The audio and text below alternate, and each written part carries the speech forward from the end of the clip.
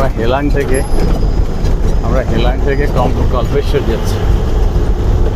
রাস্তাটা বহুত খতরনাক, মাটির রাস্তা, একসময় পিচ ছিল কিন্তু ধসে গেছে, ফলে একটু সাবধানীতে চলতে হচ্ছে। সরু রাস্তা।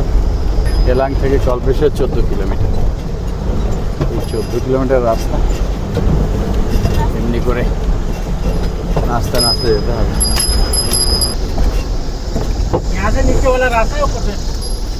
তো মালুম নেই, এখানে দুটো রাস্তা আছে, আমরা একটু কনফিউজ হয়ে যাচ্ছি নিচে না বলে। একটা বিউটিফুল গ্রামে এসেছি, দেবগ্রাম, কল্পেশ্বর মন্দিরের নিচে। বিউটিফুল ভ্যালি, কোনো হট্টগোল নেই, গন্ডগোল নেই, শান্ত সুন্দর। এখানে আমরা একটা হোমস্টেতে আছি।